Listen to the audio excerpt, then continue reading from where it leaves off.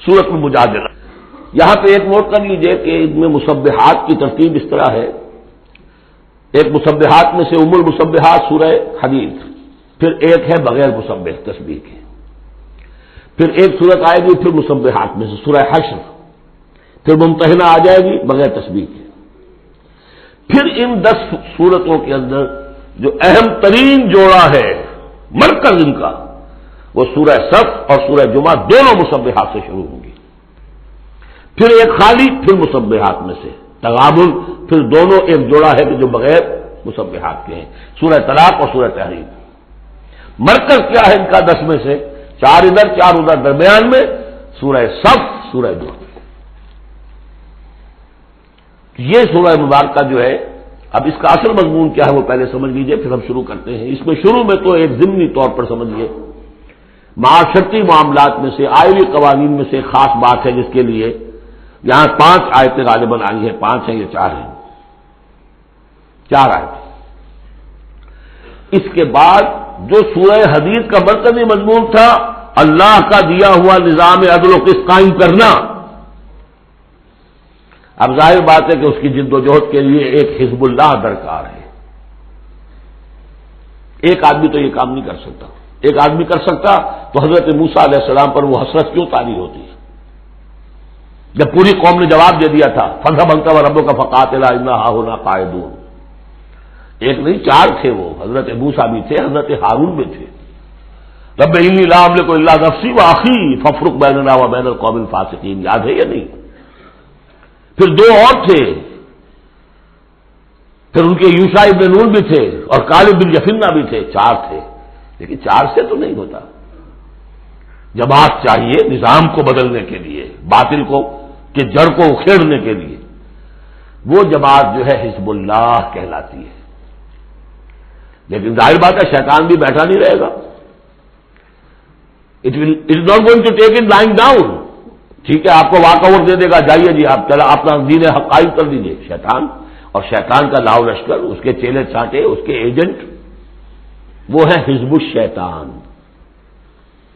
اس سورہ مبارکہ میں اب حزب اللہ اور حزب الشیطان کا تقابل آئے گا، اور حزب اللہ کے کارکنوں کو کچھ ہدایات دی جا رہی ہیں کہ یہ شیطان تمہارے اندر بھی رکھنے پیدا کرنا چاہتا ہے، کس طریقے سے اس کو روکو. جیسے سورہ حجرات میں ہم نے دیکھا، تمسخر ایک دوسرے کا نہ کرو، ایک دوسرے کی غیبت نہ کرو، سوء ظن سے کام نہ لو. یاد ہے؟ کسی کے نام چڑھانے والے نہ رکھ لو. وہ ساری ہدایات. کسی افواہ کے اوپر فوراً اقدام نہ کر لو. اگر کوئی فاسق کو خبر لے کر آئے تحقیق کرو پھر کوئی اقدام کرو. یہ ساری ہدایت کس لیے؟ آج 2 مسلمان لڑ پڑے تو صلح کراؤ، تاکہ وہ حزب اللہ مضبوط رہے، مستحکم رہے. یہ نیکی کی قوت ہے، نیکی کی طاقت ہے. یہ طاقت مضبوط ہوگی تو نیکی کے لیے امکان ہوگا کہ اس کا غلبہ ہو. اور وہ قوت جو ہے نیکی کی حامل قوت، وہ اگر کمزور ہو گئی تو پھر جو باطل ہے وہ ڈنکا بجائے گا. یہ ہے اس سورہ مبارکہ کا مضمون. پہلے آگے ہے ایک معاملہ خاندانی آئلی قوانین میں. بسم اللہ الرحمن الرحیم. قد سمع اللہ قول التی تجادلک فی زوجہا. یہ زہار ایک کہلاتا ہے شریعت کی روح سے، اور عرب میں یہ رواج تھا. ایک تو طلاق ہوتی ہے، شوہر نے بیوی کو طلاق دی. اب طلاق کی مختلف قسمیں ہوں گی، وہاں ہم بھی پڑھ چکے ہیں کون کون سی قسمیں ہیں. طلاق رجعی ہے، طلاق بائن ہے، طلاق مغلظ ہے، وغیرہ وغیرہ. ایک اور ان کے ہاں اس کے پہلے جو چیز تھی، بالکل بہت غصے میں آیا شوہر کہ تم تو میرے لیے میری ماں کی طرح ہو، بس ختم. اب قیامت تک وہ اس کے لیے حلال نہیں ہو سکتی. وہ اس کے لیے حلالہ بھی کوئی نہیں. طلاق مغلظ کے لیے تو پھر بھی کوئی حلالہ ہے، اس کے لیے حلالہ بھی نہیں. یا کہہ دیا ماں کی پیٹھ کی طرح ہو، ماں کے جسم کے کسی حصے سے تشبیہ دے دی. اب تو تم میرے لیے تو میری ماں کے فلاں چیز کی طرح ہو، گویا کہ اب میں تمہارے ساتھ کوئی تعلق نہیں رکھ سکتا. مستقل جدائی ہو گئی. اس کو زہار کہتے ہیں. یہ واقعہ پیش آ گیا. صحابہ میں سے ایک صاحب تھے اوس بن ثابت. انہوں نے اپنی بیوی خولہ بنت ثعلبہ کے ساتھ زہار کیا. بچے سے چھوٹے چھوٹے. وہ آئی روتی پیٹتی حضور کے پاس کہ حضور یہ کر دیا اوس نے، میں کیا کروں گی؟ اب یہ میرے چھوٹے چھوٹے بچے ہیں، یہ رل جائیں گے. حضور نے کہا میں تو میرے پاس تو کوئی ابھی قرآن میں کوئی حکم نہیں آیا ہے، میں کیا بتاؤں تمہیں؟ جب تک کہ قرآن کی طرف سے وحی نہ آئے میں کچھ نہیں بتا سکتا۔ وہ چیخ رہی ہے، حضور سوچیے تو صحیح، میں کروں کیا، کہاں جاؤں، ان بچوں کو لے کر کہاں جاؤں میں؟ یہ ہلاک ہو جائیں گے بچے۔ اور پھر کبھی کہے اللہ بھیج، جلدی سے کوئی میرے لیے راستہ بھیج۔ اس کیفیت میں پھر یہ وحی نازل ہوئی۔ قد سمع اللہ قول التی تجادلک فی زوجہا، اللہ نے سن لی ہے اس عورت کی بات جو اے نبی آپ سے جھگڑ رہی ہے اپنے شوہر کے بارے میں۔ وتشتکی الی اللہ، اور اسی میں وہ اللہ سے فریاد بھی کر رہی ہے کہ اللہ میرے لیے راستہ پیدا کر۔ واللہ یسمع تحاورکما، اور اللہ سن رہا تھا اے نبی آپ کے اور اس کے مابین جو گفتگو ہو رہی تھی، جو کنورسیشن ہو رہی تھی۔ واللہ یسمع تحاورکما ان اللہ سمیع بصیر، اللہ سمیع ہے، سب کچھ سننے والا، بصیر ہے، سب کچھ دیکھنے والا۔ لہذا اب اس خولہ بنت ثعلبہ کی اس فریاد پر اللہ تعالیٰ کی طرف سے رحمت کا دریا جوش میں آیا، مستقل قانون کی حیثیت سے قانون شریعت میں یہ چیز شامل کر دی گئی۔ الذین یظاہرون منکم من نسائہم، اے مسلمانوں تم میں سے جو لوگ اپنی بیویوں کو اپنی ماں کہہ بیٹھے، ماں ہن امہاتہم، وہ ان کی مائیں تو نہیں بن جاتی کہہ دینے سے، جیسے کسی کو بیٹا کہنے سے بیٹا تو نہیں بن جائے گا، وہ منہ بولے بیٹے کی کوئی حیثیت نہیں، اسی طرح یہ ماں کہہ دینا اسے کوئی معنی نہیں۔ ان امہاتہم الا اللہ ولدنہم، ان کی مائیں تو وہی ہیں جنہوں نے انہیں جنا ہے۔ وانہم لیقولون منکرا من القول والزورا، یقیناً جو بات کہہ رہے ہیں وہ جھوٹی ہے اور بہت ناپسندیدہ بات ہے۔ وَإِنَّ اللَّهَ لَعَفُوٌّ غَفُورٌ، اللہ تعالیٰ عفو ہے، معاف فرمانے والا ہے اور غفور ہے، بخشنے والا ہے۔ کیونکہ ابھی تک یہ رواج تھا، چل رہا تھا، لہذا اگر اور سے یہ بات ہو گئی ہے تو اللہ معاف کرے گا انہیں، اور جس سے بھی ہوئی ہے اس وقت اللہ معاف کرے گا، لیکن اب جو ہے قانون آ رہا ہے۔ وَالَّذِينَ يُظَاهِرُونَ مِن نِّسَائِهِمْ ثُمَّ يَعُودُونَ لِمَا قَالُوا، وہ لوگ کہ جو اپنی بیویوں کو اپنی ماں سے یا اپنی ماں کے جسم کے کسی حصے سے تشبیہ دے بیٹھے اور پھر وہ لوٹنا چاہیں، اعادہ کرنا چاہیں لما قالوا، جس بات کو انہوں نے کہا تھا اس سے واپس آنا چاہیں، فَتَحْرِيرُ رَقَبَةٍ مِّن قَبْلِ أَن يَتَمَاسَّا، تو ایک غلام کو آزاد کرنا ہوگا اس سے پہلے کہ وہ آپس میں ایک دوسرے کو مس کریں۔ ذَلِكُمْ تُوعَدُونَ بِهِ، گویا کہ کفارہ بتا دیا اللہ تعالیٰ نے، اس کا کفارہ ادا کرو اور بس بات ختم۔ ذالکم توعظون، یہی ہے جس کا کہ تمہیں واعظ کہا جا رہا ہے، نصیحت کی جا رہی ہے، ہدایت دی جا رہی ہے۔ واللہ بما تعملون خبیر، اور جو کچھ تم کر رہے ہو اللہ اس سے باخبر ہے۔ ومن لم یجد، تو جو کوئی نہ پائے، کوئی غریب آدمی ہے جس سے کہ یہ حرکت ہو گئی ہے اور وہ ایک، اب اس کے پاس کوئی غلام نہیں ہے، اب غلام خریدے پھر آزاد کرے، اس کے پاس پیسہ نہیں ہے، فمن لم یجد فصیام شہرین متتابعین من قبل یتماسا، جس کے پاس نہ ہو یہ اتنی مقدرت تو وہ 2 مہینوں کے روزے رکھے متواتر لگاتار، اس سے پہلے کہ وہ آپس میں ایک دوسرے کو چھوئیں۔ اب یہ بھی بہت سخت سزا ہے، 2 مہینے کے روزے متواتر، بیچ میں کوئی چھوٹے نہ۔ فمن لم یستطع، ایسا بھی ہو سکتا ہے کسی میں اتنی ہمت نہ ہو، کوئی اتنا ضعیف ہے، کوئی بیمار ہے، کسی کو ڈائبٹیز ہے، کچھ اور ہے، وہ روزے نہیں رکھ سکتا۔ فمن لم یستطع فاطعام 60 مسکینا، تو 60 مسکینوں کو کھانا کھلانا، ایک روز کی روزی جو ہے، اور وہ ہو بھی من اوسط ما تطعمون اہلیکم، وہ کھانا ہو بھی تم اپنے اہل و عیال کو کھلاتے ہو، وہ اوسط کھانا۔ ذالک لتؤمنوا باللہ ورسولہ، یہ اس لیے ہے تاکہ تم یقین کرو اللہ پر، اس کے رسول پر۔ میں کافی عرصے تک اور کافی تلاش بھی میں نے کیا کہ اس کا مفہوم کیا ہے، یہ تمہیں دیا جا رہا تاکہ تم ایمان رکھو اللہ پر، اس کے رسول پر، کیا مطلب ہوا؟ بات سمجھ میں آ گئی۔ واقعہ یہ کہ جب کوئی شخص کفارہ ادا کرتے ہوئے یہ سختی جھیلتا ہے اس خیال کے ساتھ کہ اللہ کا قانون ہے، تو اس کے ایمان میں اضافہ ہوتا ہے، یقین بڑھے گا، اس کا مشقت کر رہا ہے۔ جیسے کہ ایمان سے عمل صالح پیدا ہوتا ہے، عمل صالح سے بھی ایمان پیدا ہوتا ہے۔ یہی بات سورہ حجرات میں ہم دیکھ آئے تھے یمنون علیک ان اسلموا قل لا تمنوا علی اسلامکم بل اللہ یمن علیکم ان ہداکم للایمان ان کنتم صادقین. ایمان کے راستے پر اللہ تمہیں لے آیا ہے، اسلام میں داخل ہو گئے ہو تو ایمان تک بھی پہنچ جاؤ گے، اور یہ اللہ کا بڑا احسان مانو.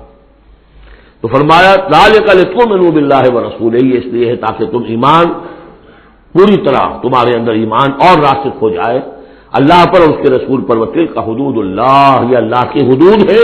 وللکافرین عذاب علیم، اور کافروں کے لیے بہت دردناک عذاب ہے. ان الذين يحادون الله ورسوله كبتوا كما كبت الذين من قبلهم وقد انزلنا آيات بينات وللكافرين عذاب مهين. صدق الله العظيم. جیسا کہ میں عرض کر چکا ہوں، سورہ حدید میں اللہ تعالیٰ کے لائق دیے ہوئے نظام عدل و قسط کے قیام کو، انبیاء کرام کی بعثت، کتابوں کے نزول اور جو میزان اللہ نے عطا فرمائی ہے اس کا مقصد قرار دیا گیا. ظاہر بات ہے کہ اس نظام عدل و قسط کو قائم کرنے کے لیے ایک جد و جہد، ایک سعی کرنی پڑے گی، اور اس میں یقیناً رکاوٹ ڈالی جائے گی ان لوگوں کی طرف سے کہ جو ایک غیر عادلانہ نظام میں مفادات اٹھا رہے ہوں، جن کو کہ کچھ پریولیجز حاصل ہوں. مثلا فرض کیجئے کسی معاشرے کے اندر سیاسی ریپریشن ہے، جبر ہے. ظاہر بات ہے وہ ڈکٹیٹر ہیں، کچھ لوگ ہیں کہ جنہوں نے دوسرے لوگوں کو دبایا ہوا ہے، وہ کبھی پسند نہیں کریں گے کہ لوگوں کو ان کے حقوق مل جائیں. یا کسی معاشرے کے اندر زیادہ نمایاں چیز جو ہے وہ معاشی استحصال ہے، اکنامک ایکسپلائٹیشن ہے. نتیجہ کیا ہوگا کہ ایک طبقہ ہوگا غرباء کا، ہیو ناٹس کا، ایک ہوگا ہیوز کا. وہ ہیوز والے جو ہیں کبھی نہیں چاہیں گے کہ نظام بدلے، وہ رجسٹ کریں گے ٹوتھ اینڈ نیل. لہذا ایک کشاکش، ایک تصادم ناگزیر ہے. اس تصادم کے لیے دو گروہ نمایاں ہوتے چلے جائیں گے.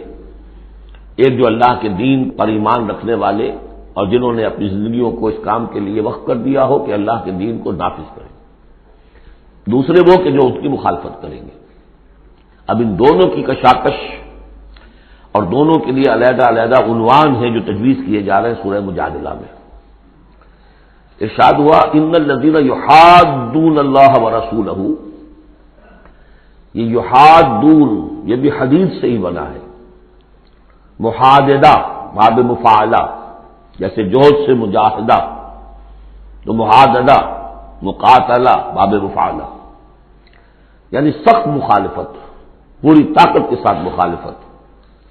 یقیناً وہ لوگ جو پوری قوت کے ساتھ مخالفت کرنے پر تل گئے ہیں اللہ کی اور اس کے رسول کی. اور ظاہر بات ہے کہ اللہ اور اس کے رسول سے مراد اللہ کا دین ہے. اللہ تعالیٰ کی ایک تکوینی حکومت تو پوری دنیا میں ویسے ہی قائم ہے، اللہ کی کوئی کیا مخالفت کرے گا. اللہ کے رسول صلی اللہ علیہ وسلم سے بھی ذاتی پرخاش کسی کو کچھ نہیں تھی، کوئی ذاتی چپکلش نہیں تھی. جیسا کہ سورہ نام میں ہم نے پڑھا ہے وَلَٰكِنَّ الظَّالِمِينَ بِآيَاتِ اللَّهِ يَجْحَدُونَ، یہ تو اللہ کی آیات کا انکار کر رہے ہیں.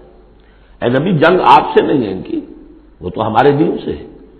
تو یعنی وہ لوگ کہ جو پوری قوت کے ساتھ مقابلہ کر رہے ہیں، مخالفت کر رہے ہیں اللہ کی اور اس کے رسول کی، یعنی اس کے دین کی اور اس کے دین کے قیام کی. دین بھی اگر رکھا رہے کتابوں میں لکھا ہوا اور مزید پی ایچ ڈیز اس پہ آپ کرتے رہیے، کتابیں لکھتے رہیے، تو انہیں کوئی اعتراض نہیں. لیکن جب آپ یہ کہیں گے کہ اس دین کو قائم کرنا ہے تو یہ ہے بات کہ جو بہرحال ٹھنڈے پیٹوں برداشت نہیں کی جا سکتی. ان الذین یحادون اللہ ورسولہ کبتوا کما کبت الذین من قبلہم، وہ خار ہو گئے، تباہ ہو گئے جس طریقے سے کہ ان سے پہلے کے لوگ تباہ ہوئے تھے. یعنی یہ کہ جیسے قوم فرعون تباہ ہوئی، قوم نوح تباہ ہوئی، قوم ہود تباہ ہوئی، جس نے بھی مخالفت کی اللہ کی اور اس کے رسول کی، ان کا جو انجام ہوا وہ تمہیں معلوم ہے. وقد انزلنا آیات بینات، اور ہم اتار چکے ہیں روشن آیات. یعنی مکی صورتوں میں یہ سارے واقعات آ چکے ہیں. بڑی بڑی قومیں جو تم سے کہیں بڑھ کر اے قریش اور اے عرب کے مشرکوں تم سے کہیں بڑھ کر زیادہ طاقتور تھے، ان کو ہم نے ہلاک کیا. وللکافرین عذاب مہین، یہ تو دنیاوی عذاب تھا جو ان پر آیا، ابھی ان کے لیے عذاب مہین جو ہے ذلت والا عذاب آخرت کے اندر ہے. یوم یبعثہم اللہ جمیعا فینبئہم بما عملوا، جس دن کہ اللہ تعالیٰ ان سب کو اٹھائے گا بعد بعد الموت، اور پھر انہیں جتلا دے گا جو انہوں نے عمل کیے تھے. احصاہ اللہ ونسوہ، اللہ نے تو ان کو محفوظ رکھا ہوا تھا، ان کا ریکارڈ تھا، ایک ایک عمل ان کا جو ہے وہاں پر موجود تھا. ونسوہ، وہ بھول بھی چکے تھے کہ انہوں نے کیا کیا زیادتیاں کی ہیں، کیا کیا حرام خوریاں کی ہیں، وہ تو بھول چکے تھے. واللہ علی کل شیء شہید، اور اللہ تعالیٰ تو ہر چیز پر گواہ ہے، خود نگران ہے. الم تر ان اللہ یعلم ما فی السماوات و ما فی الارض، کیا تم نہیں دیکھتے کہ اللہ تعالیٰ تو جانتا ہے جو کچھ بھی ہے آسمانوں میں اور جو کچھ بھی ہے زمین میں. ما یکون من نجوا ثلاثۃ الا هو رابعهم، نہیں ہوتے کبھی بھی تین آدمی سرگوشیاں کرتے ہوئے مگر یہ کہ ان کا چوتھا اللہ ہوتا ہے. جماعتی زندگی میں ایک بڑا فتنہ پیدا ہو جاتا ہے کہ گروپ بندی ہو جائے، اور پھر وہ گروپس جو ہیں خفیہ جو ہے تیرے گوئیاں شروع کر دیں. ایک جماعت ہے، اس جماعت میں ظاہر بات ہے اختلاف رائے بھی ہو سکتا ہے، لیکن اختلاف رائے کے لیے جو فورم ہے جہاں اختلاف رائے کا اظہار ہونا چاہیے وہاں اختلاف کیا جائے، اس کے قواعد و ضوابط کو مضبوط رکھتے ہوئے. اس کی بجائے پرورٹڈ ذہنیت جو ہوتی ہے، تخریبی ذہنیت ہوتی ہے، وہ یہ ہے کہ اپنی ایک علیحدہ سی لابی بنا کر اور اپنے ہی مشورے کر رہے ہیں، گفتگویں کر رہے ہیں، تاکہ اپنے خیال میں تو اور پختہ سے پختہ ہوتے چلے جائیں. اگر عام ڈائلاگ ہو تو اس میں تو پورا موقع ہوتا ہے کہ آج آپ کو کوئی خیال آیا ہے لیکن کل آپ کو اس کی غلطی آپ پر واضح ہو جائے، اور جو دوسرا خیال ہے آپ اس کے قائل ہو جائے کہ نہیں وہ بات واقعی میری سمجھ میں نہیں آئی تھی، اب سمجھ میں آ گئی ہے.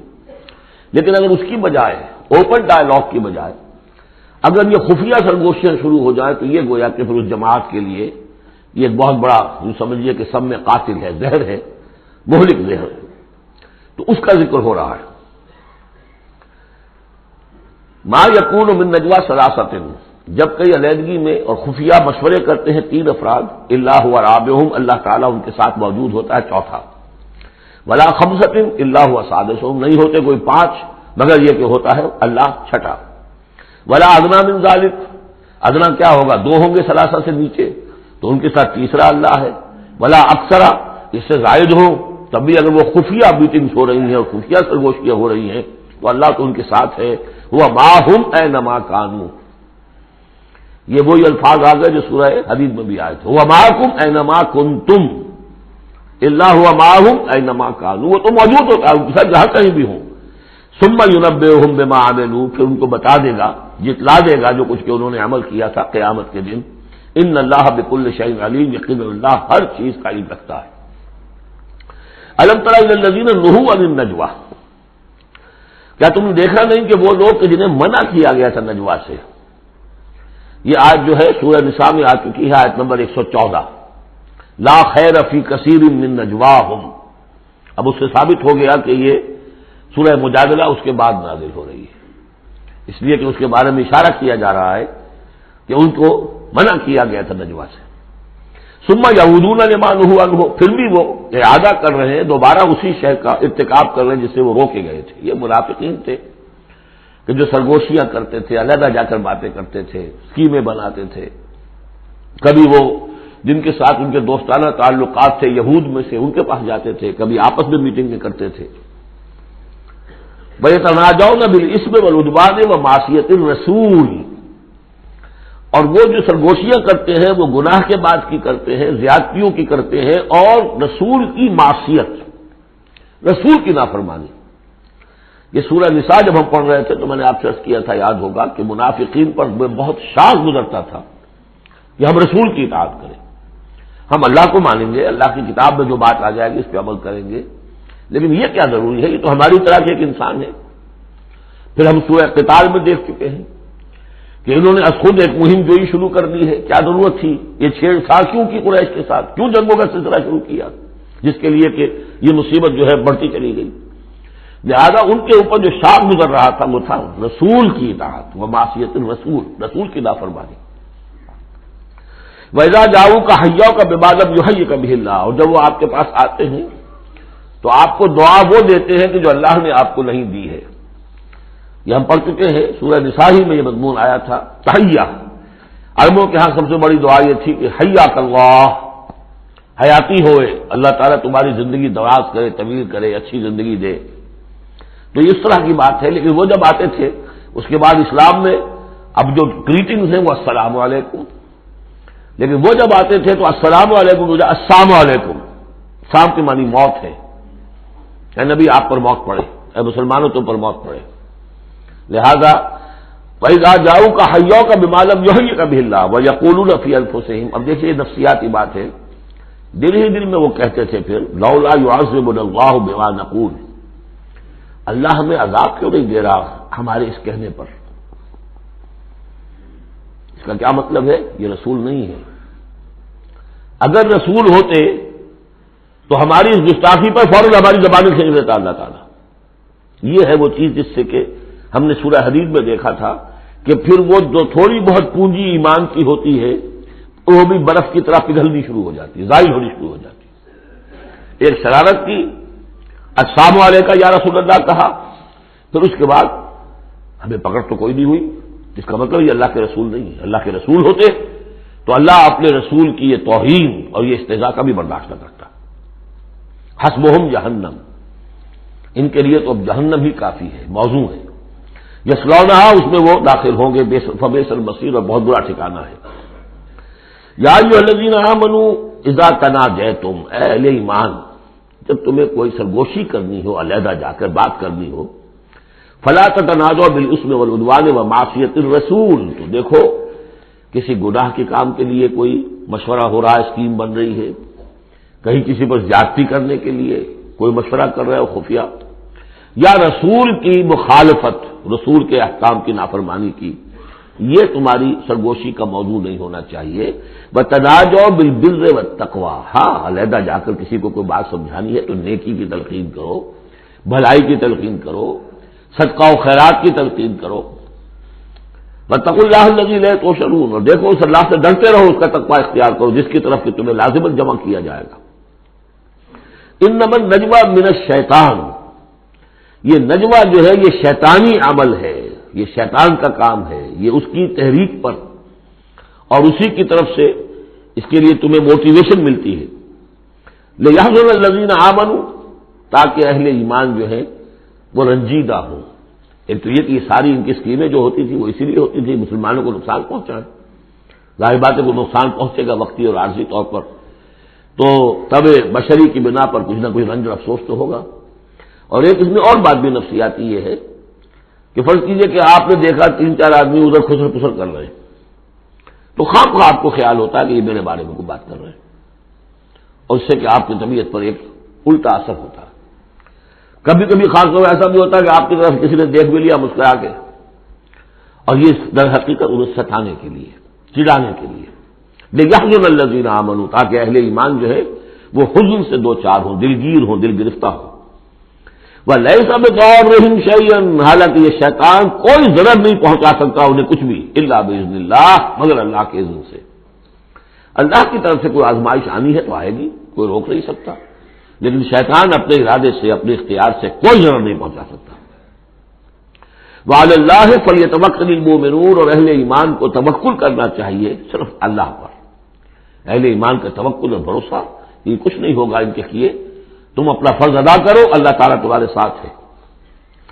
یا ایھا الذین آمنوا اذا قیل لکم تفصحوا فی المجالس فافصحوا یفصح اللہ لکم، یہ بھی ان منافقین کا طرز عمل تھا کہ مجالس میں جب حضور کی عام مجلس ہے تو اس میں 3-4 آدمی ذرا قریب ہو کر ایک گچھا سا بن کر بیٹھے ہوئے ہیں، اور جو بات ہو رہی ہے حضور فرمائے ساتھ ساتھ وہ فقرے بھی چست کرتے جا رہے ہیں۔ پھر یہ کہ وہ علیحدہ بیٹھتے تھے کہ ہمارے فقرے کے سچے مسلمان نہ سن لے کہیں، تب تو پکڑ ہو جائے گی ہماری۔ تو گویا کہ ایک گچھا سا بن کر وہ بیٹھے ہوئے ہیں، بہت قریب قریب ہو کر، اپنا ایک علیحدہ سالقہ بنا کر۔ تو اس کے لیے اگر ان سے کہا جائے کہ کھل کر بیٹھو، اس طریقے سے یہ جگہ جگہ پر علیحدہ گروپ بنا کر نہ بیٹھو، کھل کر بیٹھو، معلوم کہ ایک اجلاس ہے، ایک اجتماع ہو رہا ہے۔ فافصحوا، تو تم کھل کے بیٹھا کرو، اللہ تعالیٰ تمہارے لیے کشادگی پیدا کر دے گا۔ بڑی عمدہ انداز ہے نصیحت کا۔ وَإِذَا قِيلَ انشُزُوا فَانشُزُوا يَرْفَعِ اللَّهُ الَّذِينَ آمَنُوا مِنكُمْ، اور جب کہا جائے کہ اٹھ کھڑے ہو تو چلے جایا کرو، اٹھ جایا کرو۔ یہ بھی ہوتا تھا کہ ایک میٹنگ ہے، مشورہ ہے، گفتگو ہوئی ہے، کوئی مسئلہ طے ہو گیا ہے، اب ہمیں اقدام کرنا ہے، یہ فیصلہ کرنا ہے۔ اب یہ کہ جب مجلس برخاست ہوئی وہ بیٹھے ہوئے وہیں پر کچھ ایک گروپ بنا کر اب اس کے اوپر تبصرے ہو رہے ہیں، یہ بھی در حقیقت بحیثیت مجموعی جماعت کے اندر ایک سوء ظن کی سلسلہ پیدا کرنے والی شے ہے۔ اب جب اجتماع تھا، بیٹھے تھے، اجتماع ختم ہو گیا، اب جائیے، جب کہا جائے کہ اٹھ جاؤ تو اٹھ جایا کرو، اٹھ کھڑے ہوا کرو۔ یرفع اللہ الذین آمنوا منکم، اللہ تعالیٰ تم میں سے جو واقعی اہل ایمان ہے ان کے درجات بلند کرے گا۔ والذین اوتوا العلم درجات، اور جن کو اللہ تعالیٰ نے علم دیا ہے، حقیقی علم دیا ہے، ان کے درجات بلند کرے گا۔ واللہ بما تعملون خبیر، اور اللہ تعالیٰ جو کچھ تم کر رہے ہو اس سے باخبر ہے۔ یا ایھا الذین آمنوا اذا ناجیتم الرسول فقدموا بین یدی نجواکم صدقہ، اہل ایمان جب تم رسول سے کوئی تنہائی میں بات کرنا چاہو تو ذرا اپنی اس علیحدگی کی بات سے پہلے کچھ صدقہ دیا کرو۔ اب اس کا بھی پس منظر سمجھیے، یہ چیزیں سمجھ میں نہیں آ سکتی اگر جماعتی ایک شکل سامنے نہ ہو اور اس میں ایک جد و جہد کی شکل۔